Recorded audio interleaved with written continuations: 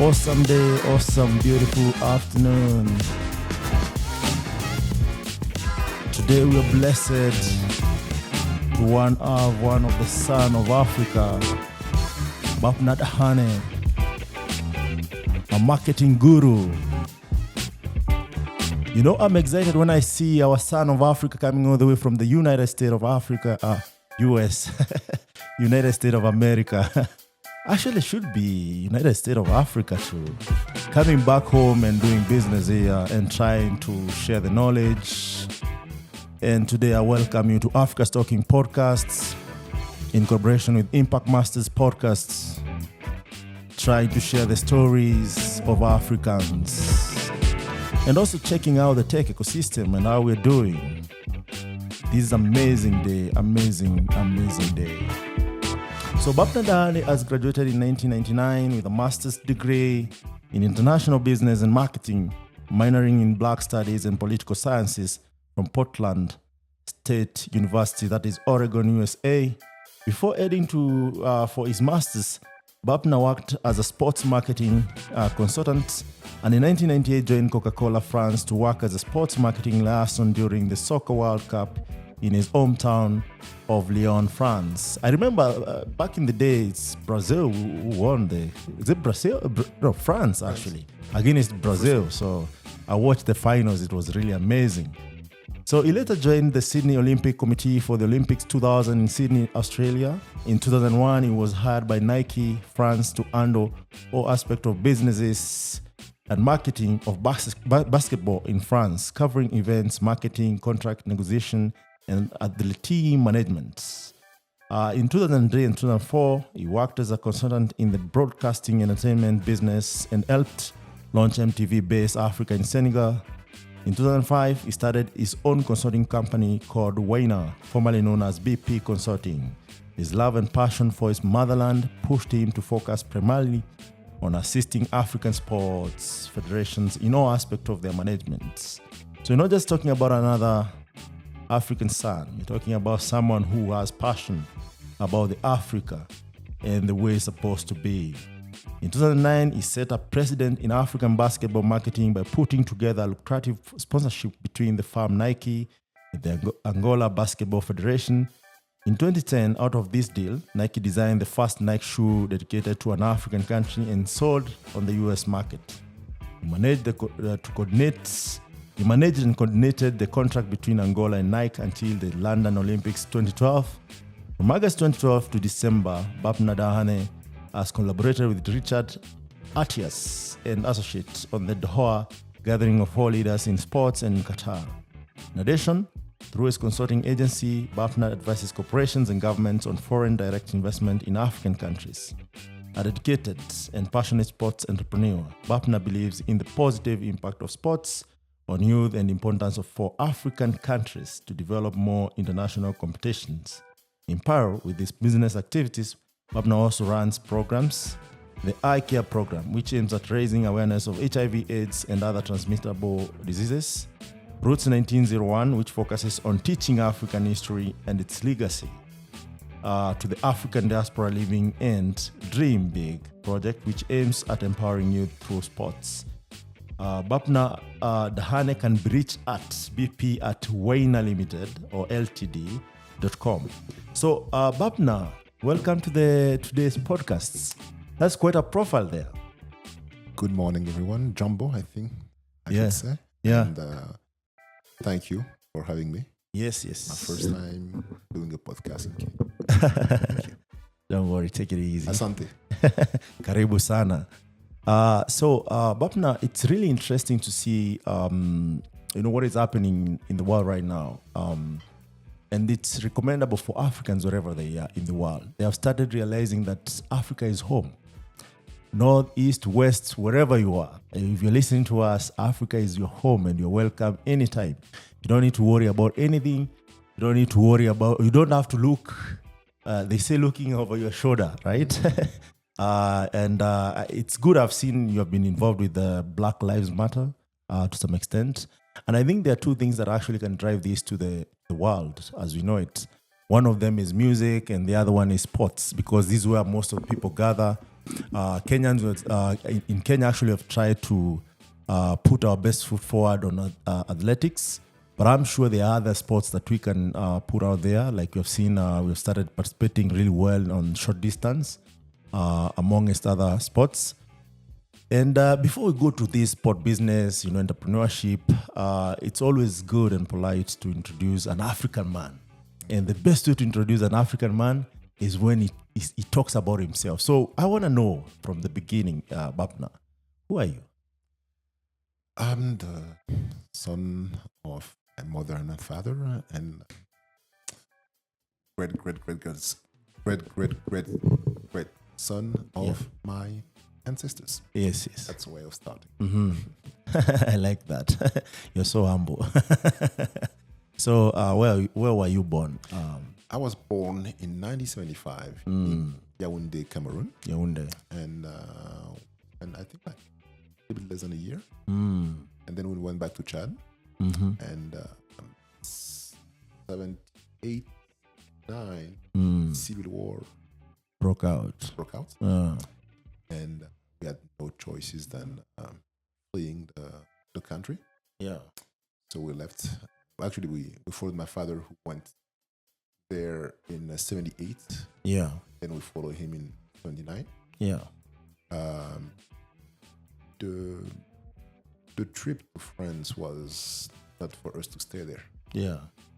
It was mostly to run away from the atrocities of civil war, and we end up staying there. Okay. So if I may ask, I know you might have been 3 years or thereabouts. You might not recall most of it, but if you know, what caused the civil war? Oh, I would say, I don't know if this is the best time right now talking politics. Yeah. With what's happening with Burkina Faso, Mali, and Guinea. Yeah. And I would say, the main issue with a country like mine that was colonized by France. Yes. Is the ingerence of France in the matter of the country. And they're still very, very nostalgic from the colonization era, and which is the descendant of the slavery era, and they still want to try their best to stay in place. And what is better than divide and conquer? So you put a puppet. Yeah. And if you're not happy with the puppet, you just overthrow them. If you're lucky, he's overthrown so he can flee. Yeah. If he's unlucky, when he get a bullet in his head. And today, thanks to all the social media, you cannot lie. Yes. To the people. Yes. The youth no longer stupid. Yes. So they're waking up. Yeah. They're waking up, and it's a long way. Yes. But it doesn't matter if the night is long. The dawn will always come. Yes. And I think most youth right now, and you're right saying that, they want a better future, right? And they're castigating this. Yeah. I think they want a better present. So youth are no longer patient with we are the future leaders and future.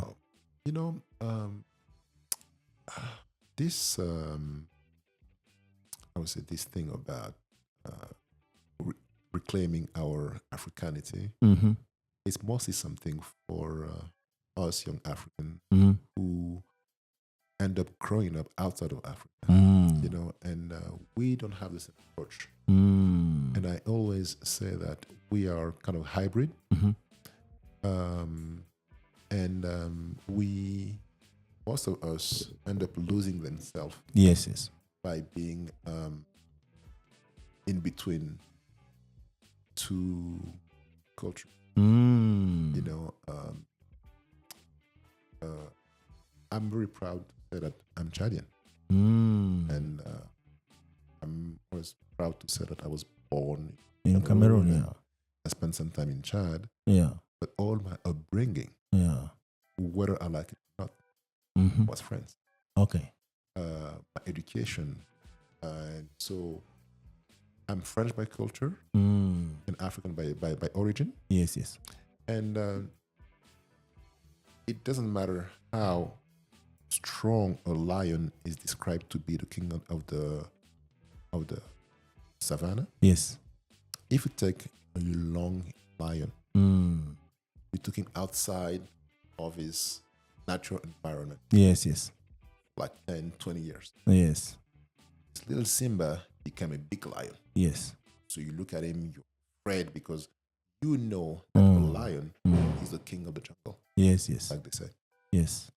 And the same lion, Mm. who is known and perceived all over the world Yes. as the strongest of the animal kingdom, Yeah. when you take this one, who, after spending time in the zoo, you bring him back in his natural environment, Yes. all his strength is gone because he was taught to stay in this cage, make sure everybody's happy, funny, and he's well dumped. So he has strength, but his master dictate him what to do, and he even forget how powerful and strong he can be. He just need to hit him and deal done. Yes. But the lion that grew up in the zoo Yes. doesn't even know that he's strong. Yes. So that a little bit the hybrid African diaspora True, true, true. is wherever they are. Yeah. And the other thing that we tend to neglect and forget about the depth of what is alienation, and not to disrespect anybody, True, true. is that we think that it disappeared because we're black, because our phenotype are African, we have kinky hair, and the media put us in segment that they claim that we are naturally gifted for singing, for dancing, and this is all that we can thrive in. So from one generation to other generation, if we don't pay attention, we're going to have a huge generation of African from the diaspora who is lost. Yes. And who are not going to bring that much on the continent. Yes. First of all, most of us growing up in the institutional system in my beautiful country, France, because I still consider France my country, regardless of the bad press that I have of them, Yes. is that we didn't teach us anything. Yes. So the only way is by learning by yourself. Or because you're lucky to have parents or uncles or uncles or elders. Yes. They share books with you, and that's how you start. Hey, who is Sheikh Attias? Who is Teofilo Banga? Who is Dr. Chris Welsing? Who is Franz Fanon? And then you go back and learn by yourself that whatever we are taught at school, there's a certain agenda. Yes. And French people are very proud of Alexander the Great. They're very proud of Napoleon. They love General Charles de Gaulle. And so we are taught to hate ourselves and our legends and our heroes. I would say taught indirectly, subliminally, and Napoleon, who reestablished it's the called Black Napoleon the Great, and he reestablished the slavery after it was abolished. Okay. Yeah. If it wasn't for Toussaint Louverture or Jacques Dessalines, you would have no Napoleon. Yes, because they are the one who allowed him to be the great. Yes. Forgetting that him, like Charles de Gaulle, based on historical facts, and everybody can go and search by themselves, and they're gonna find out. Yeah. The genocide, those two icons of the French revolutions, are to Africans what Hitler was to Jews. So when I walk in the street of Yaoundé and I see Avenue Charles de Gaulle, I say, one day I would love to travel to Israel and find out of Hitler Avenue. Would it be possible? Never ever. Why? Because he was a killer. He actually, wanted to clear Jewish. Yeah. So why wipe Jewish out of this planet Earth. Exactly. Why is it possible for a group of people to be able to say, that's never going to start again? So are you saying brainwashing is that deep? Yes, it is. It is from the media and even the subliminal role of Hollywood is not to tell any truth. It's just to brainwash and keep brainwashing and introduce certain cultures that are not to make bad things look good. Yeah. And I always explain a few things about. I'm going to take two movies as an example. Yes. King Kong and the other one is a Planet of the Apes. And the Return of the Planet of the Apes.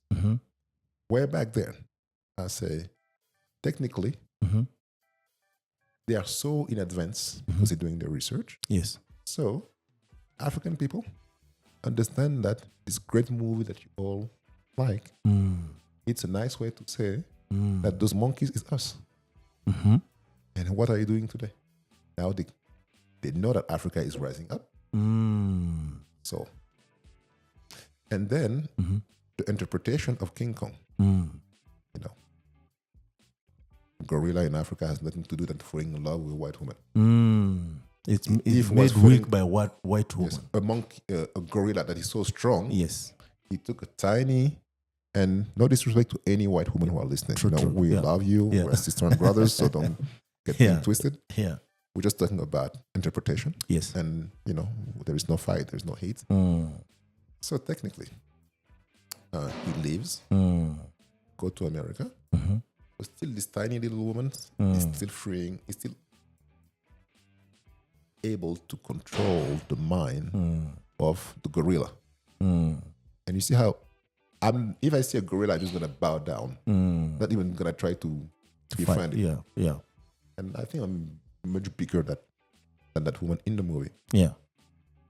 So, goes to America, and everything happens. But you never question yourself why they end up killing King Kong on top of the Empire State Building. You never question yourself. What is the subliminal meaning behind that? Yeah. What do you think it is? I mean, it's the same thing that you're saying in terms of interpretation of how, black women are, enticed with the comforts of the Western world or the most developed world. To an extent, they forget themselves. And we see our brothers marrying white women and forgetting about where they come from altogether. And it never ends well. And that means actually is a way of, showing that, they got us by the balls, for lack of polite.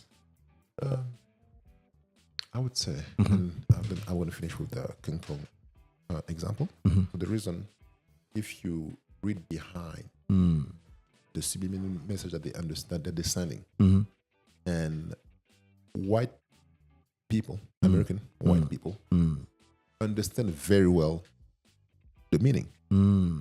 So technically, King Kong was shot on top of the Empire State Building, and the meaning is kill the black man before he takes over the empire. All the buildings in America. Why specifically the Empire State Building? Because also focus on empire. Yeah. And he was on top of the empire. Okay. And this is when put it. Yeah. So the meaning, Stop him Kill- before he takes over the world. Stop black people before they take over the empire. And we let it go. We don't excuse, we don't question, we don't take them accountable. Yes, yes. And when it comes to interracial dating, I am not against it, to be honest with you. Yes. I'm not participating in it. I'm not interested. Have you ever dated a white woman? We've been bad boys, growing up. Okay. So you tried everything and anything. we were learning our manhood. Yeah, sure. So, sometime before drafting a masterpiece, you have to do some sketches. Yes, for sure. So Yes. that's how we were testing the, Yes. different For copies. sure. Yeah. But it's not good. It's not good. So Yes. I'm just saying, young kids, if you're listening to that, It's do not it. worth it. it's not worth it. Yes. Because you are hurting somebody who probably sincerely love you. Yeah. Maybe yes, maybe not, but Yeah. don't do it. Maybe they're innocently loving you back. Yes. Yeah. But the system Yeah. with time will let you know that, hey, no, This is not for you. we And it's- tolerate you. Yes. And there was, I would say, focusing on having an attraction for a specific type of women or men who are outside of your ethnic group. Mhm. To me, I feel like it's an issue because when and why they convey this ideal that interracial should be black and white. Yes. Somebody from Senegal Mhm. marrying somebody from South Africa, that's also interracial. They are different culture. True. They don't behave the same, and you Yeah. have to learn the culture of Yeah. XYZ. Yeah. So if love is blind, Uh-huh. why that when it's interracial, interracial has to be only White and black. white and black? Yeah. Why is that? That's a very legit question. And by the way, to be honest with you, I've watched those two movies not once, like twice. It always looked in a certain way, but I've never thought it in those lines. And it's good that you brought it to light.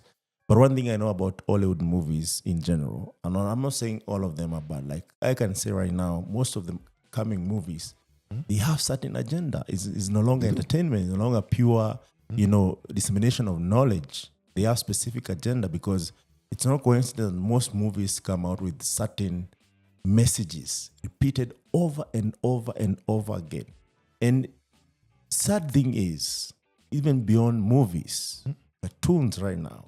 If you have a kid who watches cartoon, I would advise you select specific cartoon they should watch and just analyze them, because there are certain messages coded in there in a way to shape the way they think and the way they perceive certain things.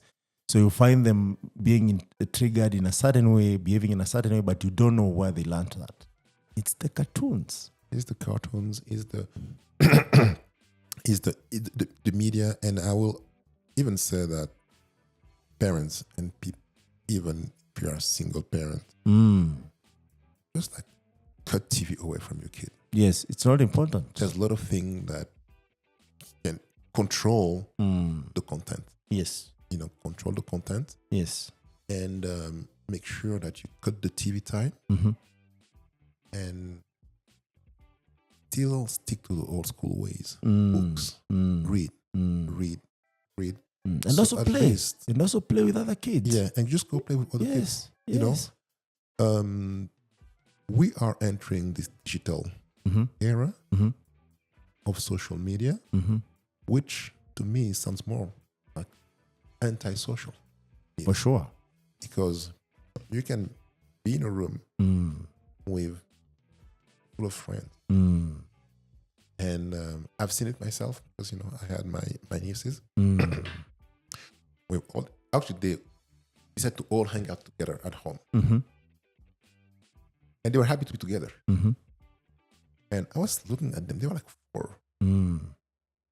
They were physically together, but all on their phone chatting. And I was trying to understand. I said, yeah. why are you Yeah. Physically there, together, but mentally out of but you don't even talk to each other. Yeah. You just like you feel the presence of being together, but you are all talking with somebody who is far away. So why are you bringing your phone for a social gathering? And this is the culture. Schizophrenic. It's a norm. Yeah. Culture that is creating, which at the end you create lonely people. Yo, Bapna, actually, after Corona, not even after Corona, during Corona, actually, most people fell into depression, right? If we can't learn from that isolation is not healthy, is not something we should embrace, then I think it's about time we started reteaching, literally. Like, you take your kid and try to like ask them to find time to interact with people, because at the end of the day, humans, as any other animal, we are social. And if you cut that out of your life, you find that there's something missing. It's like having all the diet, but you don't have the vitamins, right? So you might be full, but it's not healthy full. Exactly. So I think that's something that you're bringing upon in this conversation, where we need to look at ourselves in a certain way that we need to be whole. Yes. And the beauty of it, even when I read some of the, older books that have been written by Africans, there is so much emphasis on community. There's so much emphasis on coming together once in a while. And if you look at Africans, that was taken away. The first thing that, the colonizers and the intruders of Africa, the first thing they took away is our way of life. Yes. They told us coming together, having community and having other lands for hunting and whatnot is not the right thing. They taught us we should be capitalists. They taught us we should be caring about our own self. But again and again, that has worked against, the intruders, because we come, and even in America, in other places, in France, I'm sure, Africans have always found a way to gather, either through events, through communities. HBCU, right? Yeah. That's another way of Africans coming together in a way that say, look, let's try to find our own way of teaching. Exactly. Let's define our education and whatnot. But that said, I'm so curious now that at least for you, you spent like 3 years of your life in Africa, and then you went to France, right? I would like to know, because even from what I've just read from your biography, is that even what you do is instigated by your experiences as you grew up. Yeah. I would like to learn about that. Like, how was your, I don't know, do they have primary school there? Yeah, we have primary school from until 11. Yeah. Then we go to high school. High school? 11 to 17. Yeah. And if they didn't repeat any classes. Those are 6 years of high school? Yeah. Yeah. Then after high school, you go to university for 4 years, 2 years, or 5 years, depending on what you want to study. Yeah. But being in France at that time, which is a white country, so they're not gonna bother teaching any African curriculum, and which is fair,